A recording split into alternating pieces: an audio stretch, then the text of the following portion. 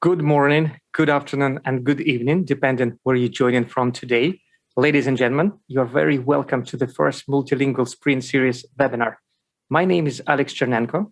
I am the CEO and founder of Translit, Complete Language Solutions, based in Ireland. I'm honored and excited to be hosting and moderating this panel today. We will talk about the future of live events, conferences, and live interpretation. This topic interests me a lot as I've been working in the language industry for the past 2 decades. Live events and interpretation got a huge blow in 2020 because of lockdowns and travel restrictions. But at the same time, it accelerated the technology development and shift to remote. Well, before we dive into discussion, let's do a quick housekeeping. First of all, a recording will be provided. However, you're encouraged to join live, stay with us until the very end and ask questions. We've allocated half an hour for questions from the audience. Now I would like to introduce our distinguished panelists. We have selected quite a good mix to keep it interesting, engagement, and entertaining. First of all, Alex Gusev, who is a former CEO of RSI technology startup. He's expert in remote simultaneous interpretation and has served over 500 offline, online, and hybrid events. We're delighted to have him now on Translit team. Alex, could you please say a few words about yourself? Hello. Thanks for introducing. I'm delighted to be here today. Well, what can I say? I was working for a remote simultaneous interpretation provider previously. So I was at the beginning of the industry, really, like one of the first wave providers. And now I'm happy to be a part of Translit team, and I'm continuing this wonderful journey. And I believe we have a great future with remote technologies. Thanks a million. Well, our second panelist is Natalia Fedorenkova, who is a conference interpreter and remote simultaneous interpreter. Natalia is also a blogger, a language industry researcher, and an active member of interpreting community. Natalia, could you tell us a little bit about yourself, please? Yeah, thank you, Alex. Like I said, I'm a conference interpreter with Russian and English based in Moscow. And I'm also doing remote simultaneous interpreting since early 2019. So when all this pandemic started, I was in a lucky position since I already had certain knowledge and skills to provide interpreting to my clients. So thank you for having me. And last but not the least, Arsen Lazursky, who works as a translation lead at BCG. Well, he will be sharing comments from a buyer and client perspective today. Arsen, please introduce yourself. Oh, yeah. Thanks for having me. I'm Arsen Lazursky, and as duly noted, I'm leading a translation team at BCG, one of the big 3 consulting companies. Been with BCG for 15 years, been on the customer side of things for the same number of 15 years. So I know both the translation side and the customer side of the business. And indeed, I will be sharing some views and experiences on how COVID and everything related to it changed the perception and the perspective of our internal customers on how they use interpretation services these days, etc., etc. So. Thank you. Well, with introductions over, we will proceed to our discussion on the subject. In 2020, we saw a huge change in the way live events and conferences take place due to combination of COVID-19 pandemic and new technologies. These developments provided industry with an opportunity for fresh and new approach, while looking daunting for others and possibly posing a risk to traditional interpreting. Well, interpreters were actually hit the hardest. A recent survey by ESIT have just been published 2 weeks ago and has been organized with the help of European Commission Knowledge Center of Interpreting. The survey was aimed at gathering information about how conference interpreters work in remote simultaneous setting. And, here are some of the few numbers. I'll quickly share my screen to have. Okay, so from interpreters' point of view, quite an interesting data came out that actually not many interpreters were fond of working from home. Actually, just 25% of the interpreters said that they would prefer to work from home or remotely. 83% considered that working with remote simultaneous interpretation technology is actually more difficult than on-site. only 68% of interpreters have worked fewer days, and 46% have actually fewer clients. So that is just 2 weeks ago data, and it shows that interpreters pretty much lost nearly half of their jobs. Well, let's pass the word to Natalia, who is our conference interpreter. And I know, Natalia, you actually conducted a similar survey a few months ago. So maybe you could share some of the insights and findings that you discovered from interpreters' perspective. Yes, thank you, Alex. That's true. Some time ago, about 5 weeks, I think, we launched the survey on COVID-19 impact on the interpretation industry together with a well-known industry researcher, Konstantin Dranch and Naomi Bowman. And yeah, I will now share my screen and I will show you the results that we got so far.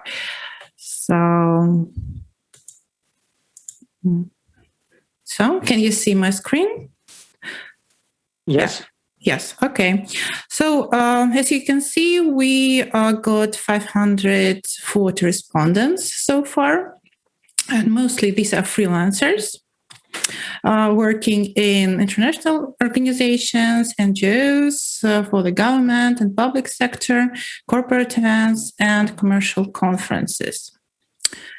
And there was a question whether in 2020 as compared to 2019, the volume of work as a simultaneous interpreter increased or decreased. So for the majority of interpreters, like you said, Alex, according to the study that you showed, for the majority of interpreters, unfortunately, the workload decreased, so about 65%.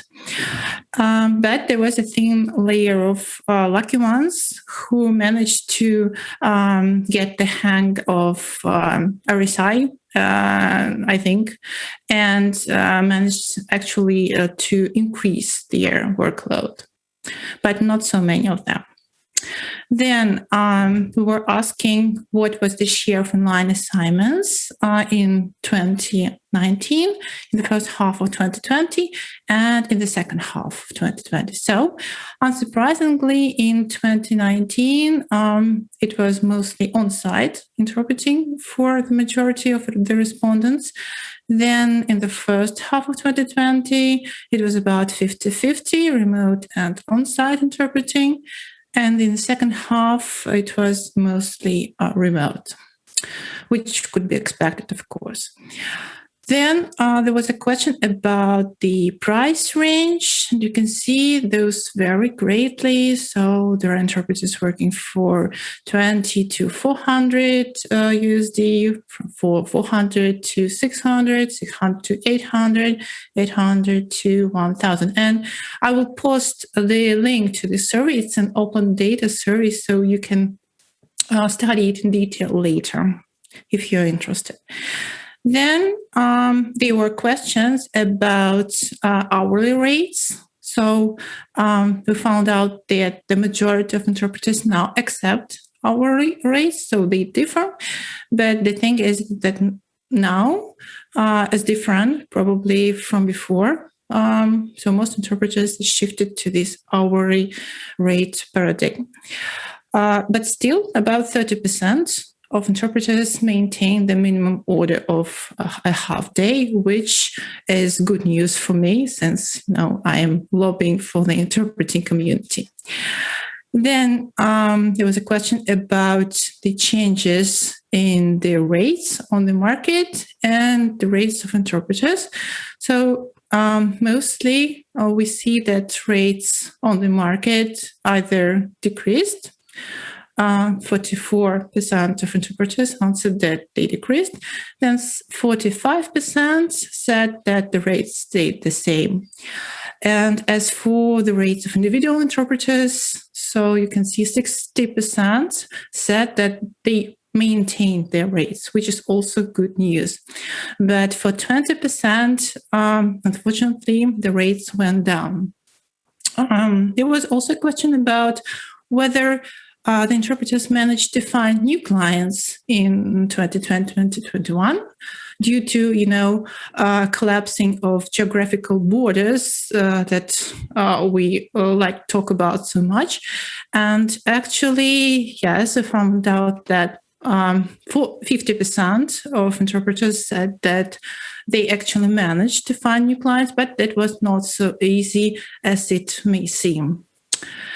Then there was a question about diversification, whether interpreters needed to diversify, but the majority said that they did not take up any other activities, and interpretation remained their main source of income, which is also a good sign, I think.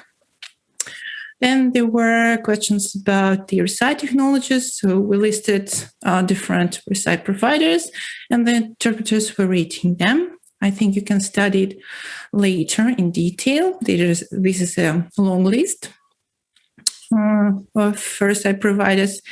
And then this question about Zoom. So what percentage of your work is on Zoom? And also, as expected, 52% of interpreters said that from 76 to 100% of their work is on Zoom.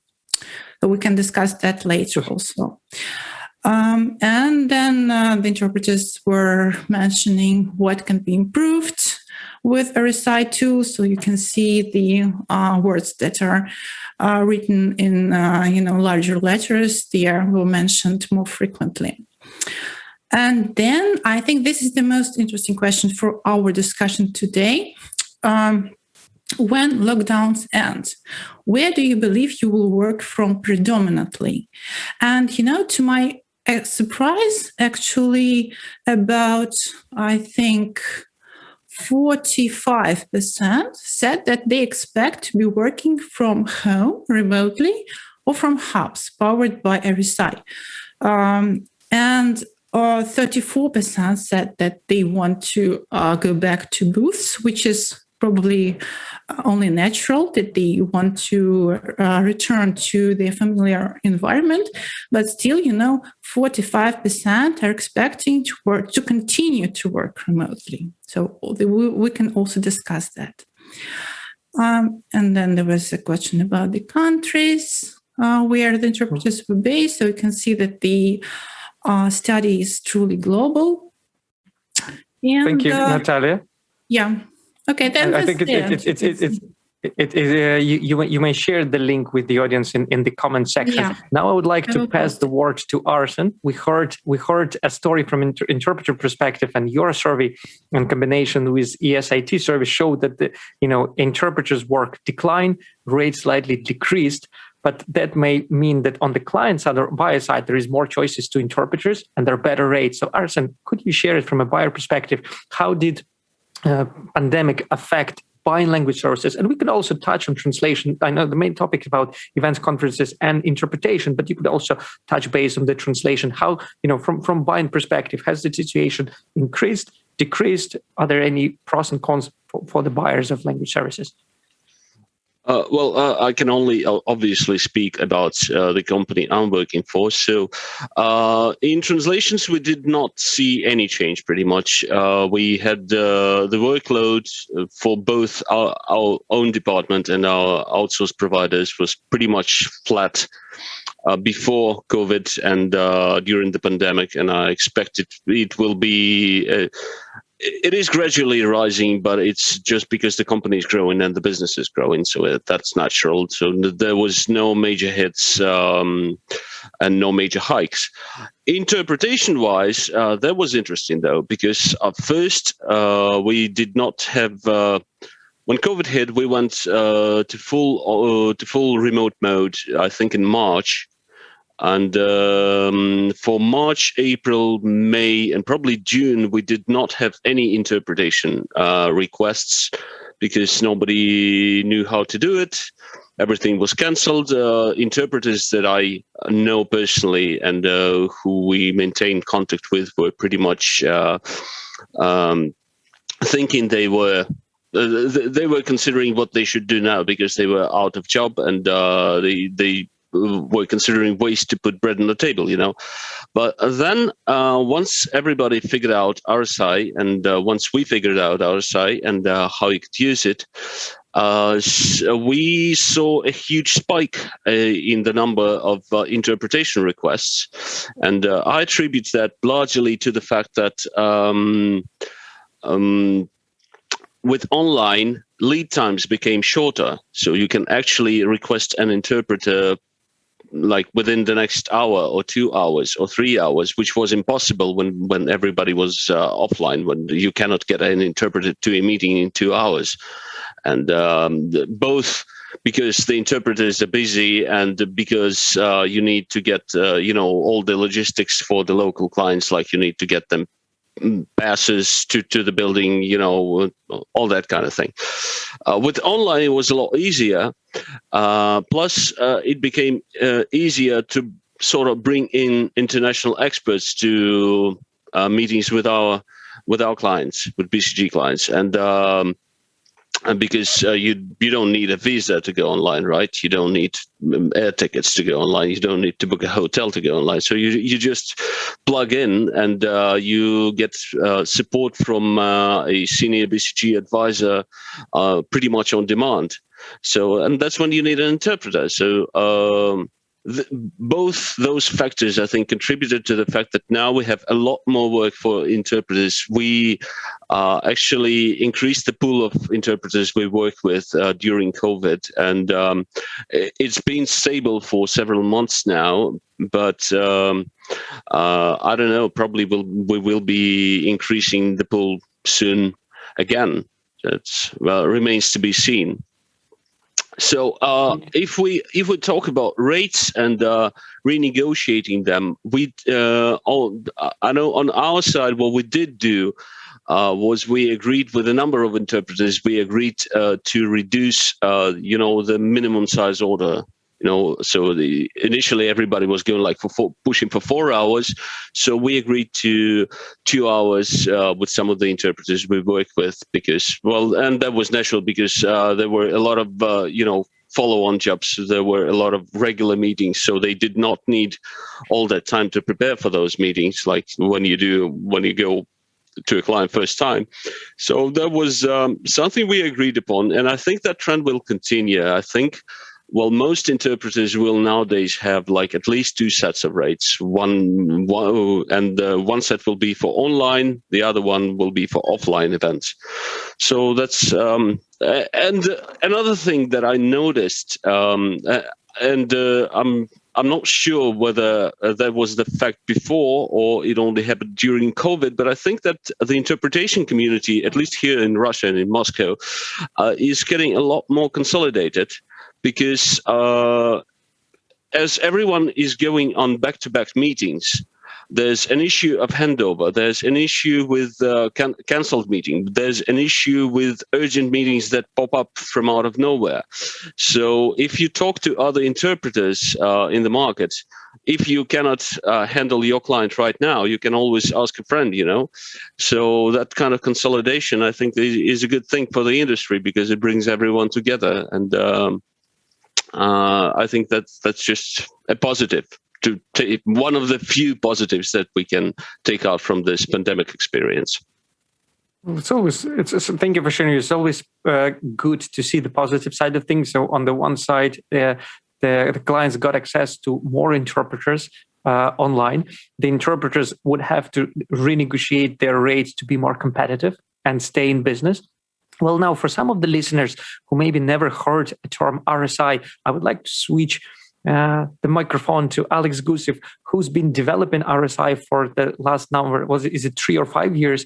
Just to give a little bit of introduction for those listeners who may not heard about it yet, maybe from a client point of view. So, Alex, if you could just share what RSI is and then share how it kind of changed and jumped in 2020, because up in 2020, some businesses, some conferences haven't even heard about RSI.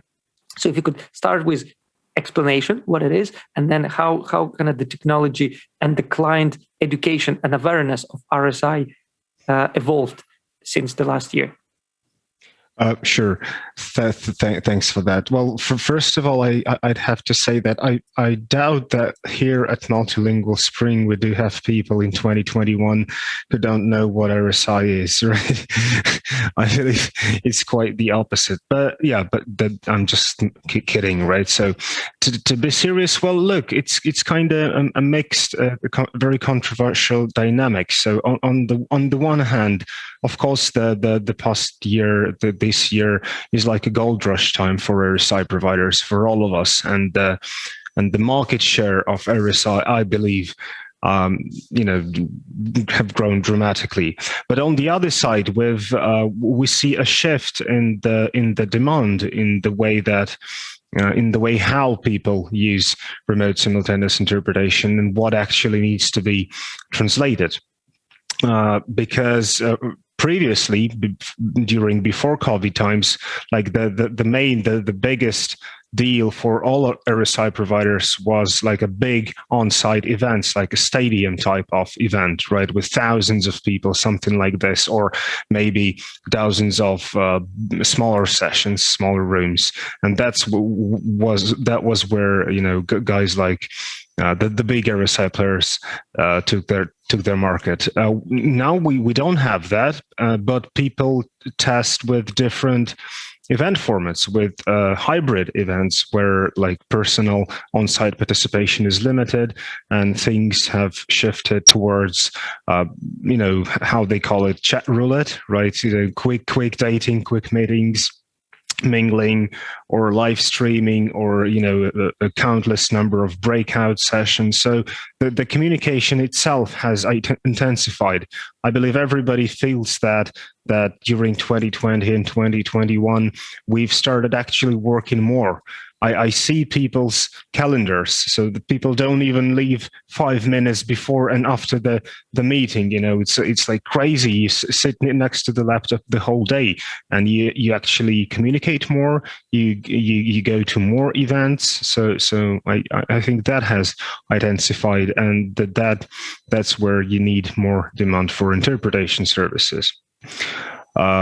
Yeah, that was just like really quickly, but the positive thinking, the triumph of RSI has very quickly stopped when Zoom introduced its remote interpretation solution feature, and I think it was like 2 or 3 months before spring when it happened, and look what's happening now. I believe 90% of all the assignments that require interpretation are done with the help of Zoom and or professional streaming things like OBS and vMix, and all professional, big providers, RSI providers, that they are now targeting big hybrid events, or those events that don't have that do have a lot of breakouts, and Zoom is not capable of providing interpretation in the breakouts. But no, I know for sure that the number of RSI providers and the number of setups that can be used for RSI has increased dramatically. So now everybody has their own RSI solution, all the way to cover their simultaneous interpretation needs. So the real question now is not the solution that you have, but the team that is responsible for your, that's why the profession of a consultant interpreter has arisen quickly, right? So it's all about team management now. Yeah. Well, you touched on a good point. The concept of a interpreter consultant has been in the industry for ages, but it became something that people started talking about. Is that when clients come to their interpreters, they didn't know what technology they could use before, and now there are so many RSI choices. So interpreters get often asked what technology would fit for their particular event, and there is no solution that would fit everybody. So it's good that there is a variety. It gave clients a number of choice, and it gives choice also to interpreters. So what I'd like to ask the panelists here is, your perception on the format of events. We had offline events, we had webinars and online events, and this concept of hybrid has recently came up. And my personal expectation that hybrid's going to stay. It allowed the audiences to get more attendees. than before. So offline conferences with 300, when it switched to online, increased their audience two times, threefold, and quadrupled it and beyond. So what's your take on it in terms of assume after all the vaccinations, assume after business returns to normal, or the new normal as they call it, will everything go back to kind of offline as it was? Or do you believe that hybrid will become the standard? There will be always an offline element, but there will be always an online element, both for interpreters, both for the clients. What are your take? And maybe let's speculate on the percentage if you want to give the number. I mean, Natalia, could you share your expectations as an interpreter? Well, first of all, as part of the survey that we did, we also interviewed big customers of interpretation services like European Parliament, European Commission, World Bank, the UN, and other organizations. And one of the questions that we were asking was exactly this one. So, what is your outlook for the future? So, will RSI stay, or when the lockdowns are lifted, everyone will go back to booths and to on-site? And everyone were saying that they expect hybrid to come in. And first of all, RSI is not going to go anywhere. Yes, on-site will be returning, but at a smaller scale than before the pandemic, because there are small meetings that can be better covered online due to obvious advantages like no need to travel, no need to fly interpreters or delegates, etc. So these meetings will stay online. Also, as Arsen already mentioned, so this arrival of RSI democratized, I think, interpretation very much. And now we have actually more work because we have more clients who can afford interpretation. And those clients who all did use interpretation services before, they can use them more. So they can have 10 meetings instead of one. And also, and as for hybrids, yes, I think, and all the clients that I was talking to, they agree that hybrid is the future because, and we see it now, we see it coming, though it's not as simple as it may seem because it requires really technical expertise, how to set everything up, how to connect interpreters remotely or on-site, how to connect both audience on-site and remote participants. But now, we opened the doors for a remote audience, like you said, and it really increased the number of people who can take part in the meeting. And also, since lockdowns are not yet lifted in all the locations, not everyone can come to the meetings physically. So so this format, I think, is something that we will see growing in future. Thank you. And Alex Gusev, from your point of view, the hybrid events, could you share some of the challenges that RSI technology has with hybrid event, and where do you see it going, or how do you see it evolving with businesses returning to some sort of new normal or going back to fully offline? Well, first of all, let's ask ourselves like a question: why do people even have those meetings and conferences? And like I believe, like long story short, conferences are held to communicate and to learn something new, right? So it turned out that learning something online isn't less effective than actually traveling somewhere to hear a speech, right, of a speaker. And so the only reason is actually to have those meetings is to do business networking and have a pint of Guinness with a business partner from a different country. That's why people even have those meetings. And yeah, that's why we will need hybrid, so people will come there to sign a deal, to negotiate the terms. But if it's only about learning something new or education, yeah, and even brief, quick networking can be done online.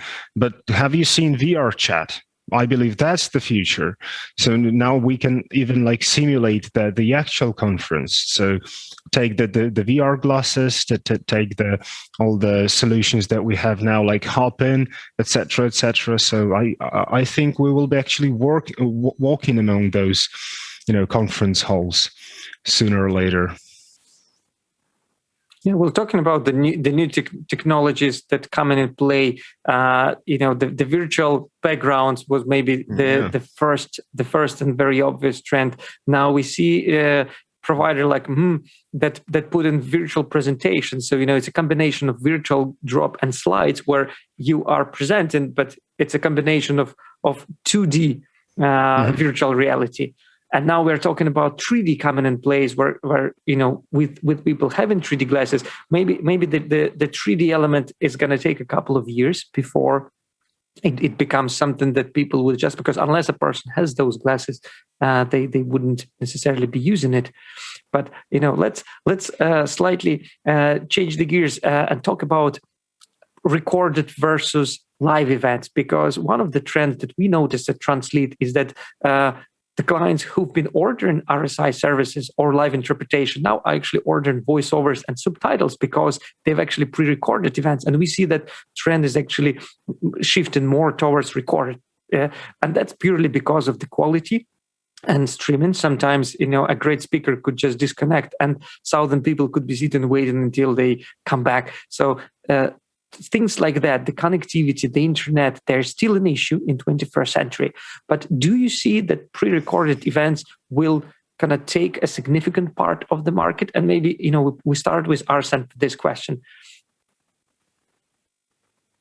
Thank you. Well, I would like to first go back a little bit to what Alex just said about online learning being as efficient as offline learning is. I don't know. I'm sure if I'm talking to a number of university professors who I'm privileged to be friends with, they will heartily and wholly disagree with you. Online learning is not the same, and it's not as efficient, and it never will be. And believe me, I tried it as well. So if we are talking like why do people have conferences, why they come to meetings, why they travel, it is new experiences. It is meeting new people physically. It is being in the same room with a lot of people. And I mean, if we draw a parallel with, say, live music events, I'm sure if you talk to musicians, the most thing they miss these days is live concerts. And no online concert, no matter whether you are Metallica or, I don't know, some underground unknown band trying to do a simple Zoom, a simple concert on Zoom, it's not the same as when you have people in the room, because there's palpable energy. So that's one point. So I believe there will be a lot of hybrid events. I believe there will be a lot of physical events. I believe there will be some online events, but hybrid is here to stay definitely, because and the only thing it will be limited with is pretty much the speed of the internet. I mean, once 5G is all over the place and we are all happily wearing our tinfoil hats, then everything's going to be peachy, and everyone's going to do hybrid events with VR, 3D, whatnot. So that's my expectation. Now, going back to what the question was? Well, the question was seeing the new trend with event organizers doing more and more pre-recorded slots, or doing again a hybrid model with pre-recorded, where they have a pre-recorded presentation, but the speaker is actually joining for Q&A live, which kind of appears to be, that has been live. So we see that trend, and I wanted to have your takes on it. Do you see that pre-recorded events will take a significant share of the events, or it's just a temporary trend that we see these days? Well, I can only speculate, but I mean, to me, doing a pre-recorded event is like lip syncing on a live show. It's a big no-no in my book. So I wouldn't do that. The only reason why you would want to use somebody's pre-recorded speech is if you desperately want this particular speaker to be on your event, but they are otherwise engaged. Other than that, I think, every speaker should have the decency to address the audience live, be it online or offline.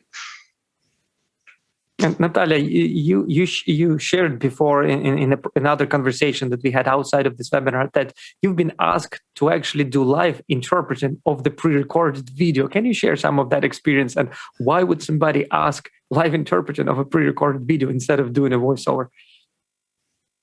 Yes, but at first I also wanted to comment on what Alex and Arsen just said about online education and online learning.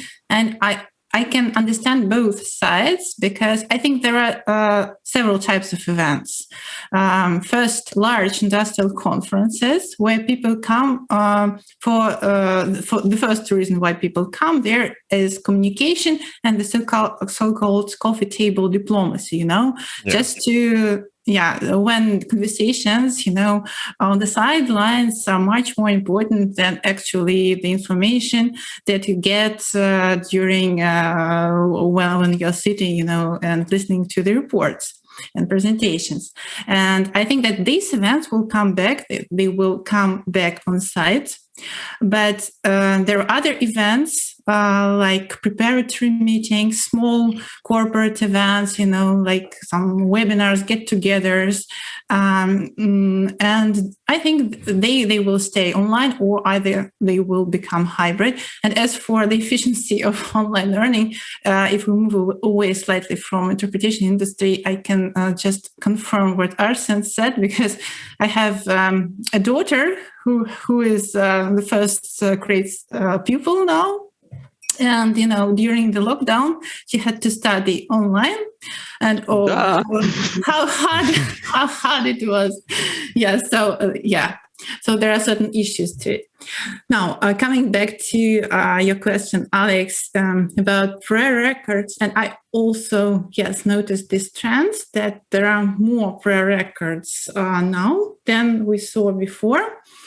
And the reasons why they do this, I think, mostly, for the quality, and maybe it's more convenient for them, instead of gathering all the speakers in one place at one time, they just switch on the record and that's it. And yes, I was asked to interpret live such pre-records instead of voiceover, which I strongly recommended to the client. But the client said that no, they prefer live interpretation, and I can only guess about the reasons, but I strongly believe that this is the price. Because as all interpreters know, the price for pre-records, for voiceover of pre-records is much higher, because it takes much more time.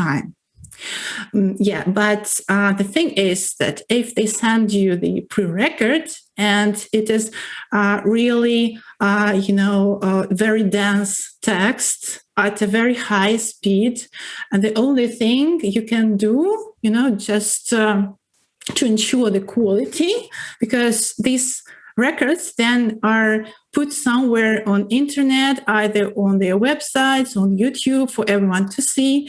And so you have to do it right, and you have to make a transcript like you would do if it was a voiceover. So I did the transcript, and then I merely translated it in the written form. I used the machine engine for that, and that's another maybe topic for our discussion. But then I edited it, and maybe not all the parts, but the most technically difficult ones, because I just knew that I wouldn't have time, to interpret it live at a very high quality like they demanded it.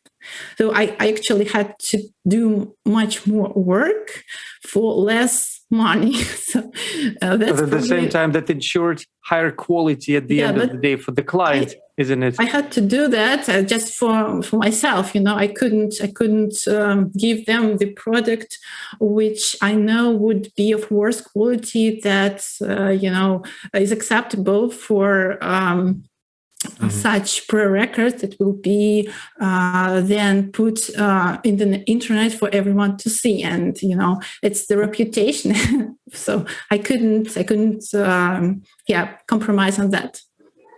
Thank you. Well, Alex, you have a hand raised. Would you like to add something? Yeah, I just wanted to say that if they send you the dense pre-recorded text, just do it voice to text and just speak it out loud as if it is a simultaneous interpretation.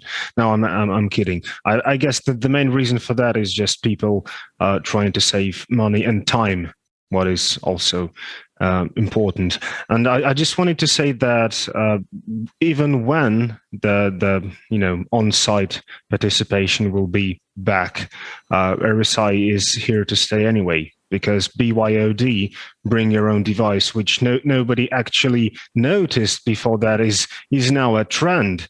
You don't have to, because now we want to wipe everything with the sanitizer, right? And nobody wants to touch anything but their laptop and their smartphone. So. Well, one of the things that we're probably going to see is that the actual interpreting equipment for the attendees will become obsolete. It's just a matter of time. And the concept of bring your own device will take over. It's more hygienic. People have their phone with them.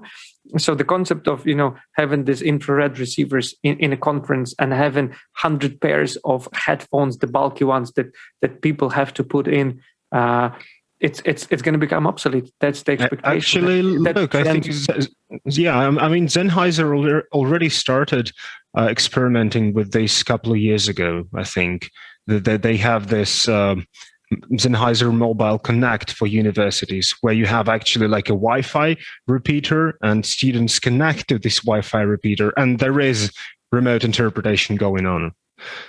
So the infrared technology probably will see the end of its life in an interpreted environment in the next couple of years. It's like Linguali used to did. You remember a company called Linguali, the RSI provider? So they used to actually bring a physical device to the stage. And they couldn't survive this pandemic, but I believe that on sites this will be the new model, like instead of the infrared one. Yeah, sorry.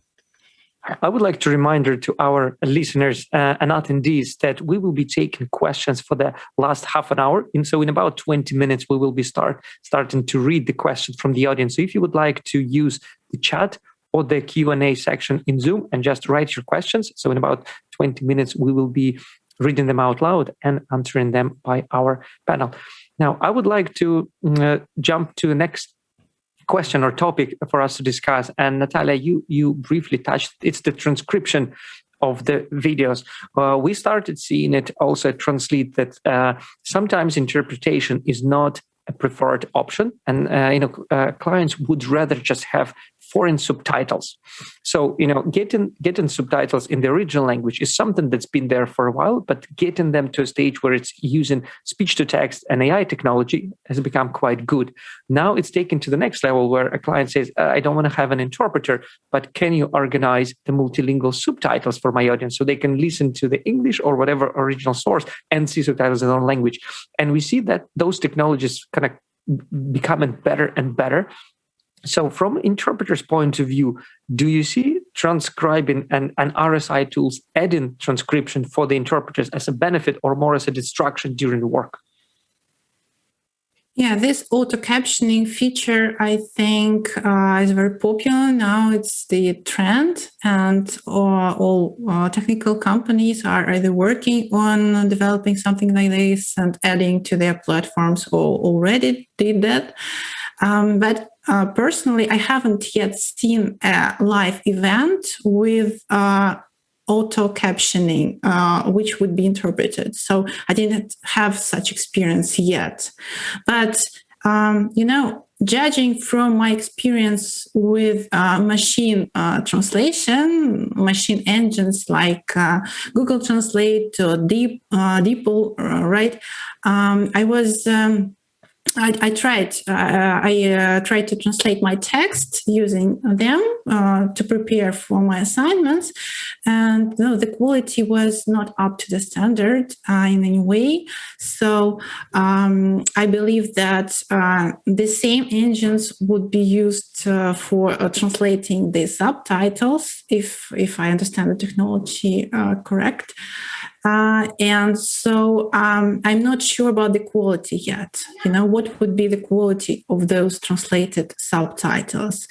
But I also know that there is another tool developed by several RSI providers. It is called AI Assist. I think it's the name by Kudo, and there are other names for this. But the meaning is that crucial information like figures, names, main terms can be provided to interpreters in the form of these subtitles. So it will help the interpreters to do their job better. So I think it would be really in demand, and it could be very valuable. Or maybe not the whole text, right, as in auto subtitling, but just the most essential information. And Arsen, from your point of view, do you see more increase for transcribing, subtitling, voiceovers at the moment in your company? Is it something that you expect to grow? Could you share any thoughts on that?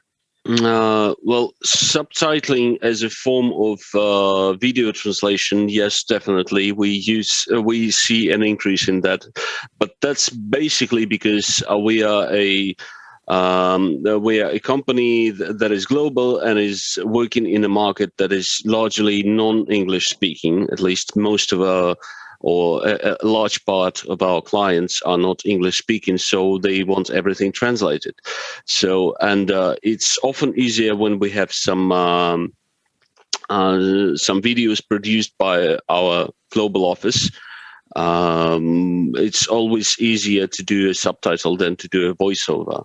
So that's something we can do in-house. We do the translation, and then we have a visual services department that will add the subtitles, and that's it. So yeah, there is a demand because there's basically, that's because there's generally an increase in demand for video content, right? So, and that's been on forever. And so that's why there is an increase for an increased demand for subtitling. But the things that you are mentioning, like speech to text and then speech to text being auto-translated, like Natalia mentioned, neural machine translation is certainly a disruptive technology. If we are taking the Clay Christensen definition of the term of a disruptive technology, that's something that goes from the bottom of the market, and that's it's very low end right now, but it's getting better and better and better. It all depends, of course, on the language pair. I mean, if we are talking like English Spanish or English French or German English, then the quality is a lot better. If we are talking English Russian, then from Russian to English, the quality of neural machine translation is often very, very good. English to Russian, not so much, and that's because of the natural difference in the languages. That's because this language pair, although it is fairly well developed, it's of course a lot less developed than say English French or English Spanish. So these are all the factors that you need to take into account. But once again, if we're talking, your poor man's solution, it's infinitely better than nothing. If you don't have the budget for a live translator to do a proper interpretation of the meeting, and you can only have subtitles, and then those subtitles are auto-translated, you understand at least something. You understand more than zero, and that's, once again, if we are talking about Clay Christensen, that's the salt of any disruptive technology. That's where it starts. I mean, he always, he used to give the example of the Walkman, right? If you remember the first Walkman, it was a very, very unhandy and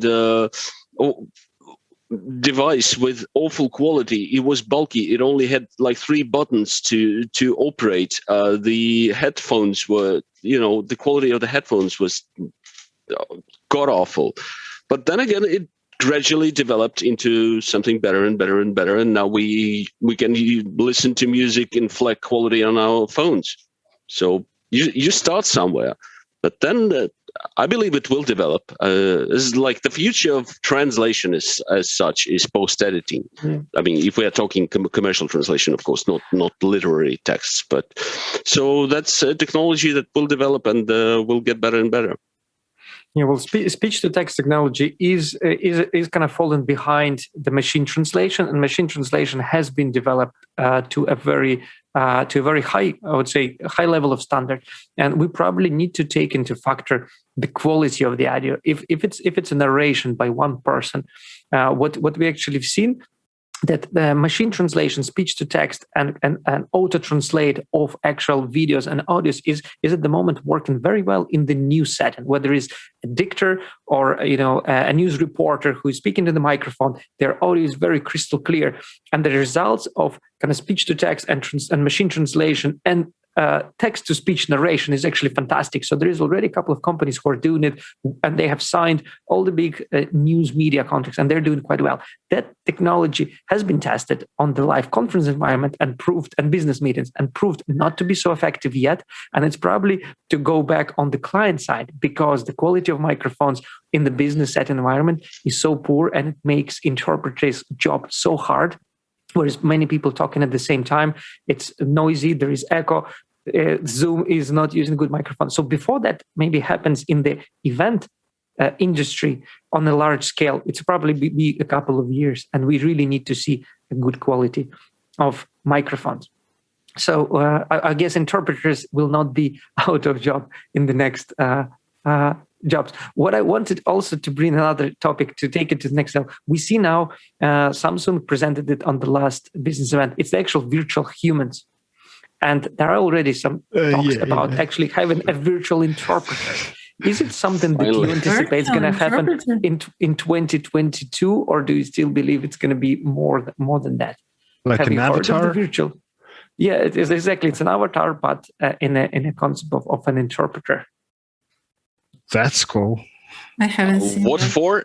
I'm sorry. Yeah. Well, why? There is already virtual assistants that Google presented their virtual assistant. Samsung did it, but then taking it to the next level of a virtual assistant in the form of an interpreter. But that's again linked with the quality of speech to text and text to speech technologies, AIs and MTs. Look, about speech to text, just a couple of words about speech to text, if you don't mind, right? So, look, it's all about investment. So people are now paying money to people to record, bits of text in different voices, in different manners.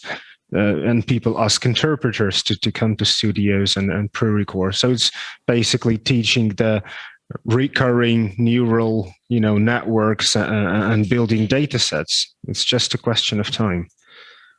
A bit more than a couple of years, but...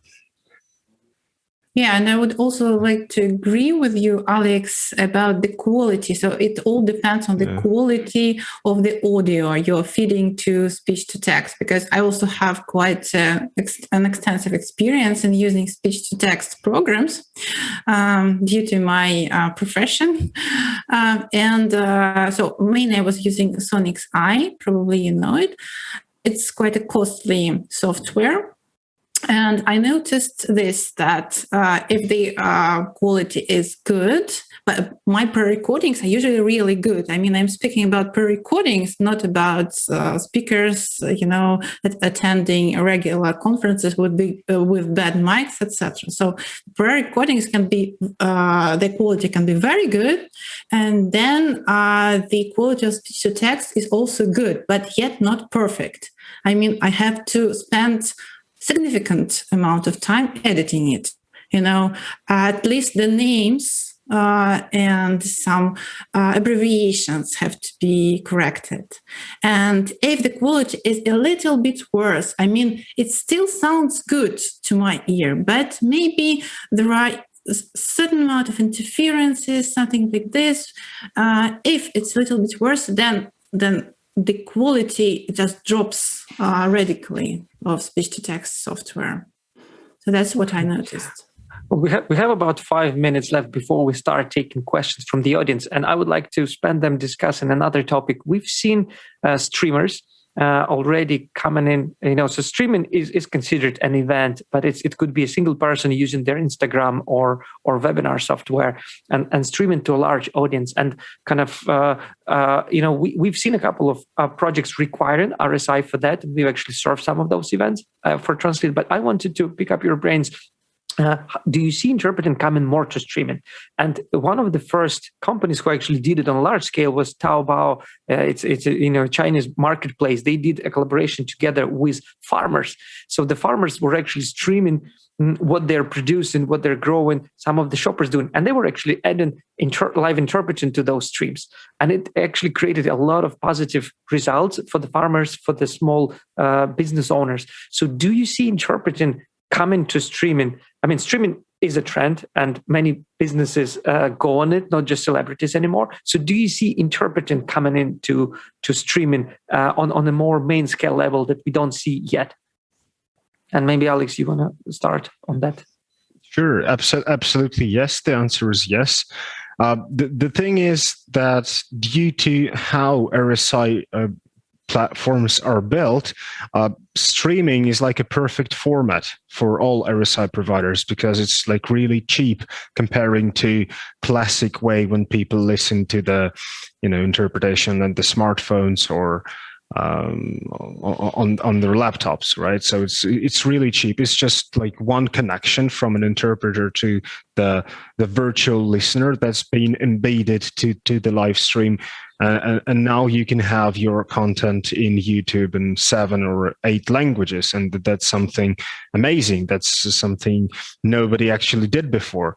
And, I think that the main driver here is that people finally understood why interpretation is important and how it helps to actually, grow people engagement, grow audience engagement, and kind of build the community to make people feel comfortable, to make them actually get the message and not just sit there with the infrared receiver and like pretend that they know and they understand. So yeah, it's all about being content driven. And Natalia, to pass the word to you, there is a term in translation which is called transcreation.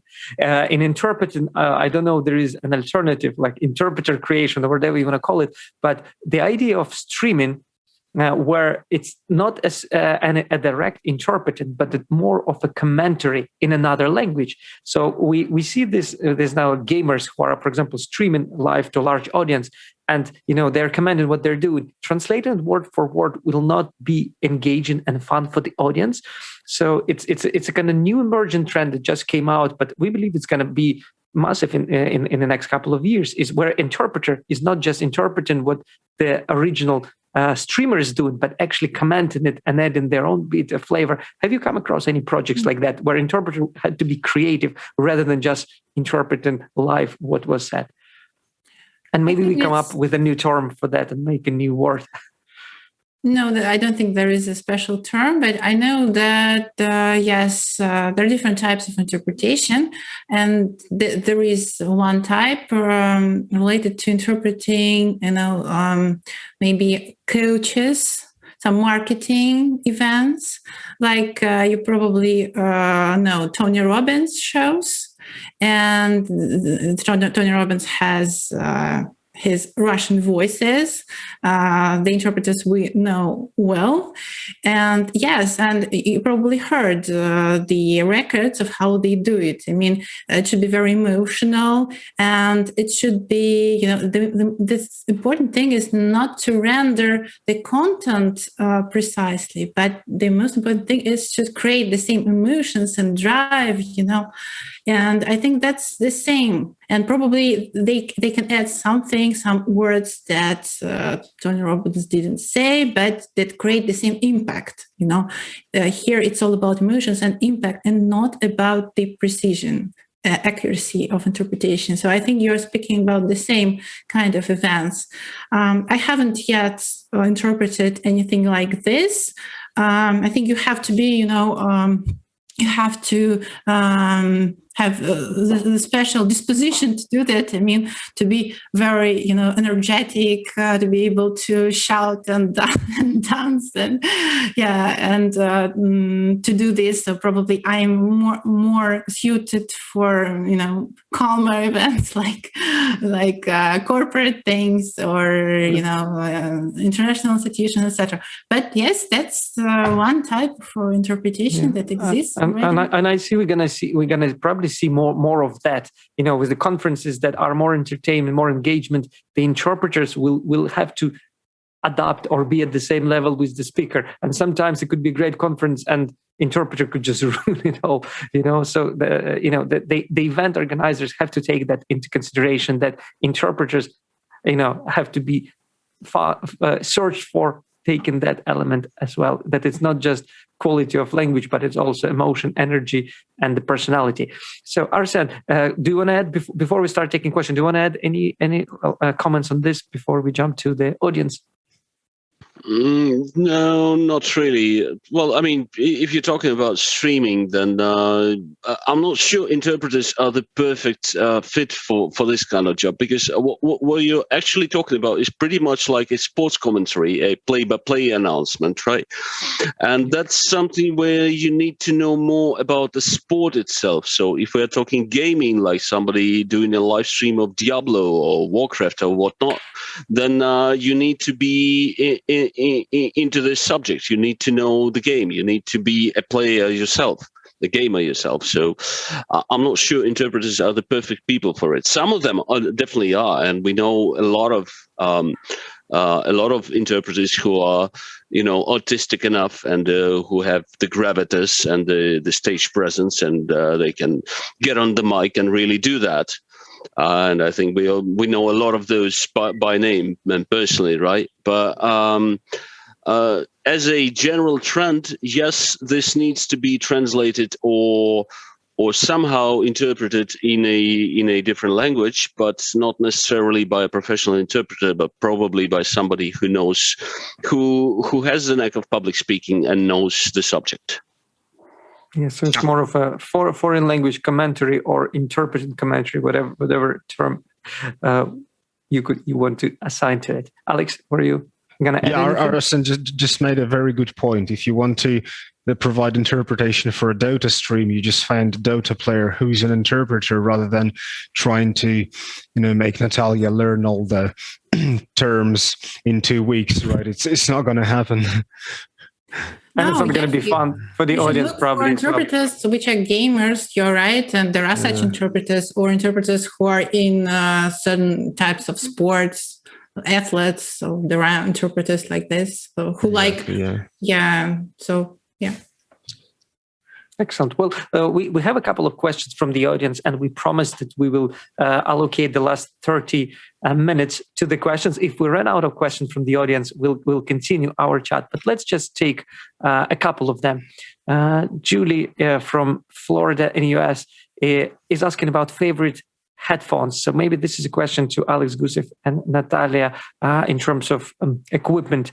What would be, a favorite headphones brand and models that would be recommended for interpreters and maybe clients as well joining? Natalia, should you go first? I can. Well, first of all, I recommend to use well-known brands, like, for example, Sennheiser, or Logitech, or Jabra, right, Alexei? And there is a very good list compiled by AIC. And if I find the link now, I will type it in the chat. So the headphones and headsets approved by AIC specifically for remote interpretation. So very convenient. And as for myself, I'm also using Sennheiser HD 599. I will type it later in the chat. But it's headphones, not headsets. So I have a standalone mic. Now you can see it. It's Blue Yeti in my case. It blurs your mic. It blurs your mic, like no ads, right? Sorry. Well, sorry. Yes, I had to. I had to name certain brands. And Well, I think that it provides good quality, but maybe there are cheaper ones, and maybe Alex can remember some cheaper brands, because I think it's one of the premium ones. So it costs about, I think, about 10,000 rubles or 150 USD, something like this. AKG has quite a good, series, like a good product line, much cheaper than Blue Yeti. The only suggestion that I would give is to stick to USB devices. So it's a USB headset, it's a USB headphones, and USB microphone. Just don't go analog, don't go mini jacks and jacks. Unless you're like an audio engineer and you have a mixing console and ready to play with gains and all other settings. And, I personally noticed that there are like two kinds of interpreters. Ones that prefer more like an opened headset style, like in a call center, and others prefer really like closed ones, like big ones, like gaming stuff. Like I wear glasses and I can't take the big ones because it starts, being really uncomfortable after a while. Yeah, just my personal favorite is Sennheiser also. So I'm with the German quality. Yeah, and just for the audience, we're not affiliated with any particular brand, so the panelists are just sharing their own personal views. Now, I would like to take a question for Arsen, and the question is from Gabriela. Is Arsen, were there any changes to the types of translations, turnaround time, or rate expectations? That probably goes back on your earlier comment when you were introducing yourself. So, after the pandemic, during the pandemic. The types of translation did not really change because BCG is doing strategy consulting, and that's our business. So during the pandemic, or before the pandemic, or after the pandemic, it's the same. We did see naturally an increase of COVID because a lot of our clients wanted COVID-specific solutions for their businesses. We did some advisory on how to go. On how to go remote and stay efficient and things like that. So topic-wise, no. Rates-wise, we did not do any heavy renegotiating of rates with our translators or interpreters. The only thing we did renegotiate, as I mentioned, was the minimum number of hours that they charge us, and we went from 4 to 2 hours in some of the cases. And what was the third part of the question? Well, in terms of changes to rates, turnaround times. Turnaround times. With our company, turnaround times are always yesterday, so it's there's no change there. It's not the day before yesterday, so it's still yesterday. And what about the cancellation policy? Like now everything's like really urgent. So we usually do not discuss. It's difficult to talk about cancellation policy when you have a meeting like coming up in 2 hours. Exactly. So that's an issue now. Yeah. So it's less of a cancellation policy, but like who's available right now? Whom can we get on board? Like within the next 2 hours or 4 hours? Please help us. Right? Yeah. That's just the nature of the business as such. It's not pandemic related. Yeah. True. Yeah, we'll take. There was a question on the caption and subtitles request in terms of pre-record. Again, this is Gabriela sharing that sometimes interpreters are asked to do RSI and they are not actually used to it as much, and so subtitles captions are not preferred. So it's not really a question; it's more of a comment. But to ask a question from this, do you see now that interpreters are struggling with RSI? And Natalia, let's ask you first. Does RSI take a lot of time to learn? And then Alex, maybe you could add on that as well, from learning RSI for a classical interpreter, and how long does it take, and what challenges does it pose? Sure. Well, of course, there is a learning curve. I mean, when you face something unfamiliar, strange, it's only natural that you're scared, don't know where to start, you're stressed out. And that's how we felt, the majority of interpreters, I think, in the beginning of 2020, when we all had to go online for evident reasons. I was in a slightly different situation, as I mentioned, because I started doing RSI a little bit earlier. So I had all the necessary equipment, some knowledge. So I wasn't so afraid. But yet, at that point, I think the majority of interpreters, me included, believe that RSI is much, much harder than on-site interpreting because of this additional stress, because you are responsible for your own equipment. If anything goes wrong, you have to fix it. You have to, be a technician yourself in a certain way. And of course, it added to the stress also of this unknown technology you have to adapt, and also to the fact that you don't see your partner anymore. You have to figure out how to do handover and all of this and everything together at the same time. Of course, it was really hard. And also, according to the results you shared in the beginning of this study carried out by EZIT, so 85%, like I said, of interpreters believe that RSI is more difficult than on-site. Well, 83, 85. Yeah. Sorry? 83.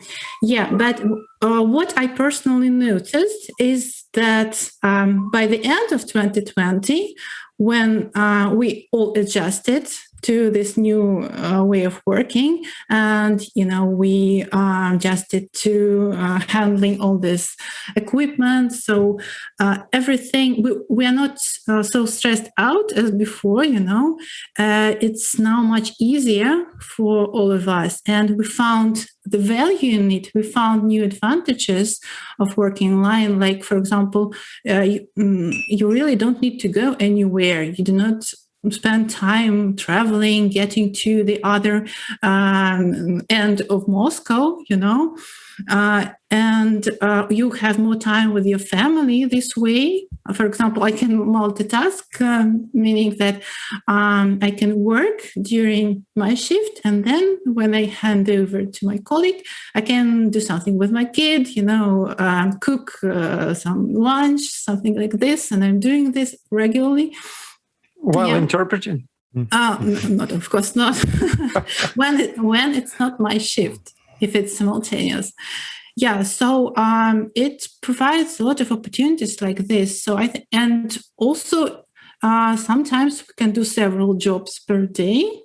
I personally do not really like it so much because I need to prepare to all of them, and if they are all very different, it's hard, to switch from one topic to another one very fast. But if it's, a permanent client you're working for a long time, you're familiar with the topic, you don't need to prepare so much, then it's an advantage. You can really do more, you can earn more this way.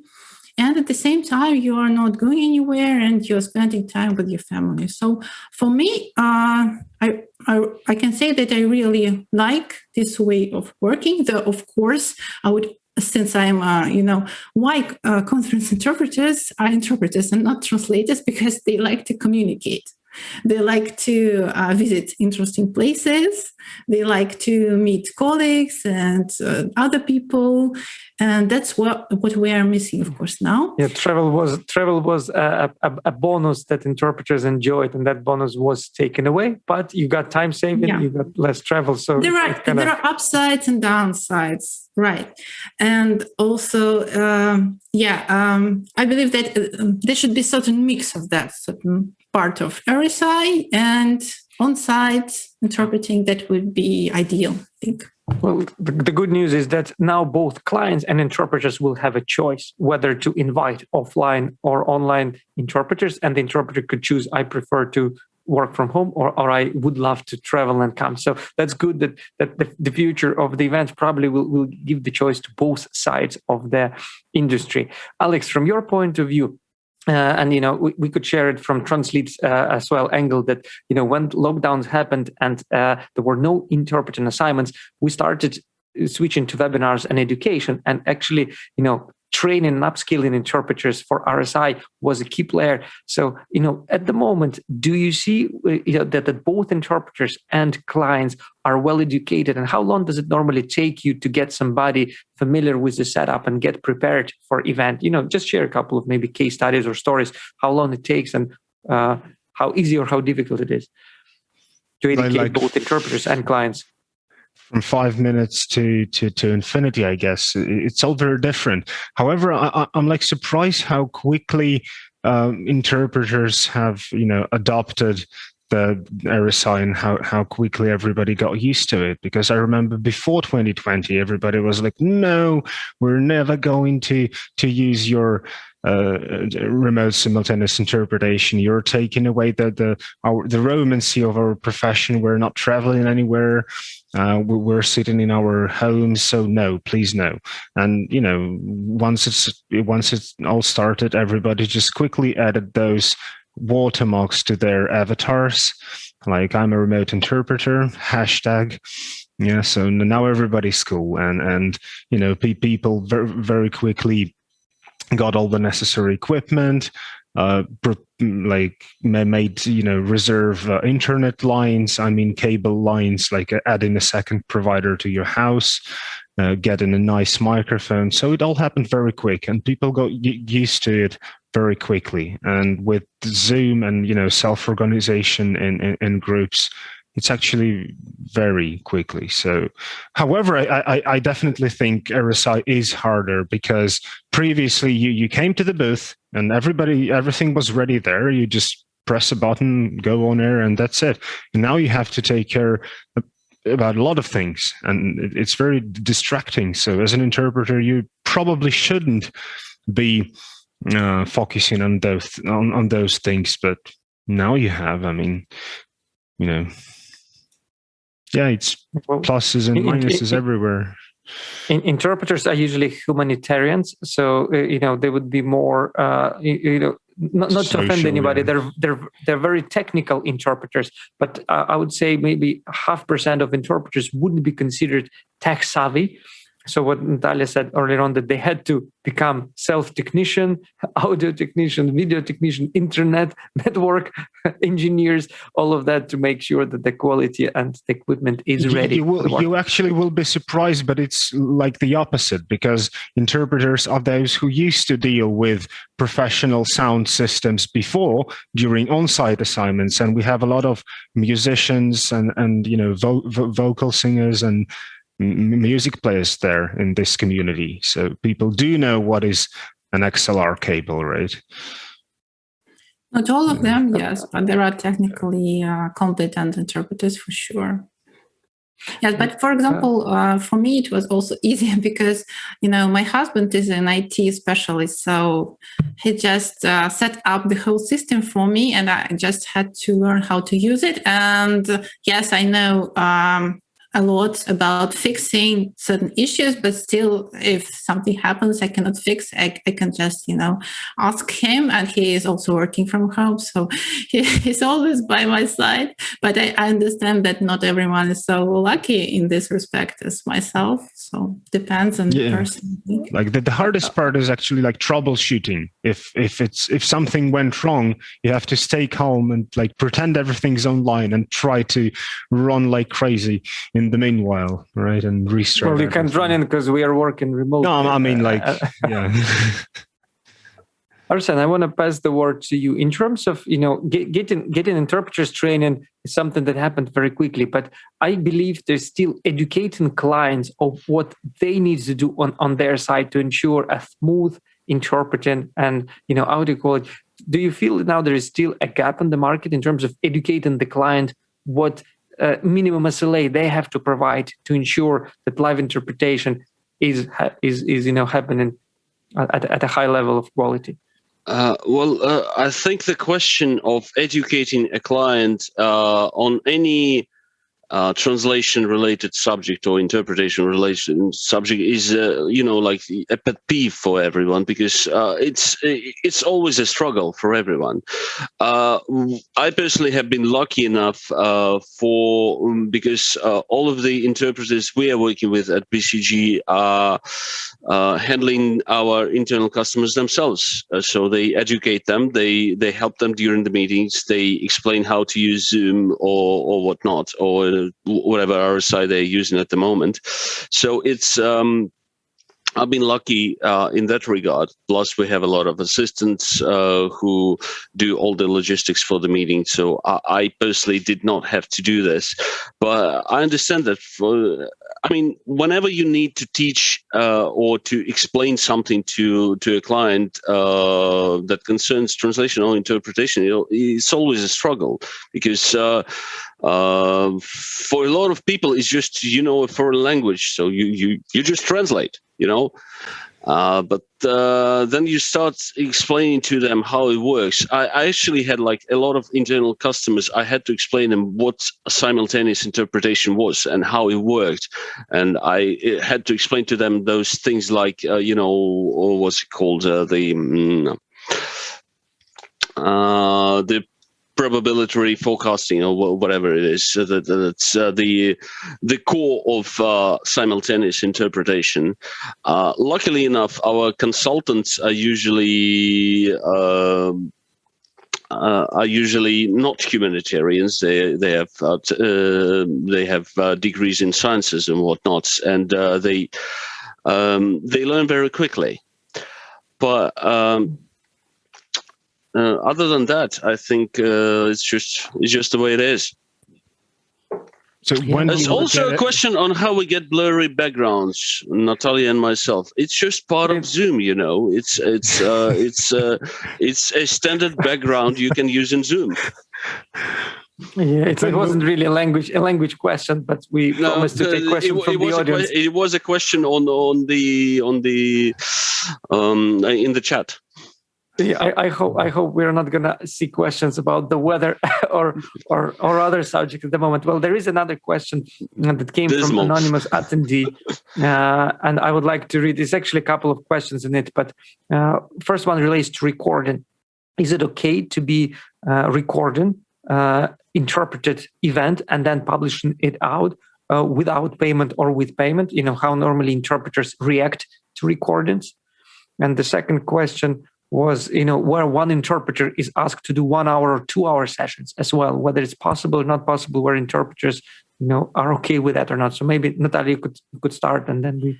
As for recording, I think clients usually ask in advance whether interpreters are okay with recording, and they should inform the interpreters that the event is recorded. And in this case, interpreters have the right to ask for additional payment for that. Maybe it can be 10% of the of the total fee, but there should be something, I believe. Sometimes probably it happens, yes, that the clients do not ask and they record the session. Well, then you have to deal with it afterwards. But I think that's the question of educating the clients. We're coming back to that. As for 1 hour and 2 hour sessions, I didn't quite get for simultaneous interpreting. Would an interpreter be okay to be working without a pair for a longer duration of time? I see, yes. And I remember Arsen also mentioned before that there is an increased demand for interpreters who are ready to work solo for 1 or 2 hours. And probably, yes, that's the case. And sometimes, maybe not too often, but sometimes I'm also asked if I am able to work alone for 1 or 2 hours. But it depends on, on individual interpreters. My policy is that I work solo up to 1 hour. It just, I think I decided to set these limits just due to the fatigue, my physical abilities. I just don't feel like working more than 1 hour solo. But I know that some colleagues work 1 hour and a half, 2 hours, and there are even those who can work the whole day long, solo. Of course, the interpreting community frowns upon such cases, but they still exist. But I believe that that's a question of quality also. It depends on whether the quality suffers in this case. But I personally think that if an interpreter works too long without a partner, he or she just, starts to maybe miss some information because it's a really big cognitive load. And that's also what you need to tell the clients. So educating your clients, right?